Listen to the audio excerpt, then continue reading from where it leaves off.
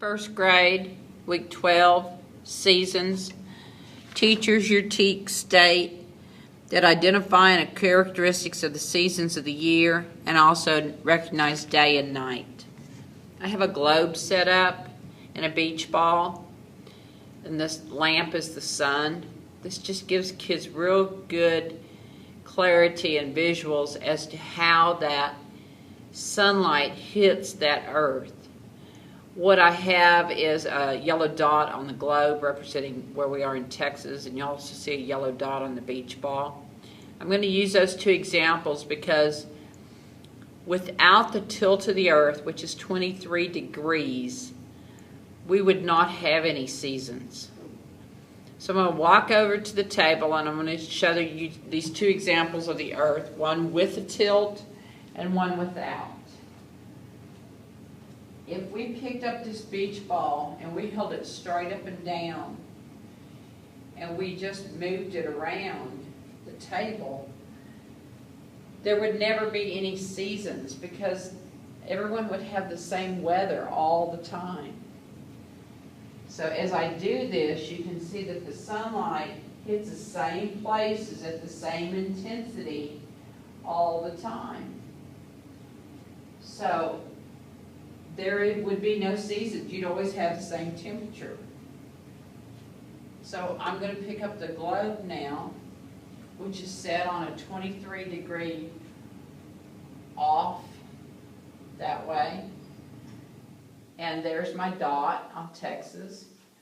And say this is the summertime. And if the globe is sitting like this, with all this surface of the earth pointing, or of Texas, North America, pointing towards the sun, it's going to be summertime. Because you can see from the tilt of the earth, there is more exposure to the sun's rays this way. As I move around the light, you'll see that we're not getting as much sun rays as we were. And as we move to winter, we're certainly not. Even if I rotated the earth back down at this level, there's the dot, it's actually pointing down now, and we're not getting the full hit of that sun rays on the surface of our earth.